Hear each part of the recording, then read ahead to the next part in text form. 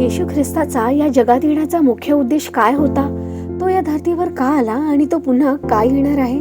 जेव्हा आपण ख्रिस्त या शब्दाचा अर्थ जाणून घेतो तेव्हा आपल्याला याचे उत्तर कळते. ख्रिस्त, ज्याचा इब्री भाषेत अर्थ आहे अभिषिक्त, अभिषेक करण्याचे कार्य राजांना नियुक्त करण्याद्वारे हे दर्शवते की तो परमेश्वराद्वारे निवडला गेला आहे. यशया अध्याय 9 वचन 6 ते 7 मधील ही एक भविष्यवाणी आहे जी येणाऱ्या राजाचे किंवा ख्रिस्ताचे वर्णन करते, ज्याचे वर्चस्व आणि न्याय जगभर कायम राहील. यिर्मया अध्याय 23 वचन 5 मध्ये देवाने दाविदाच्या वंशातून जन्मलेल्या राजाचे वर्णन करतो.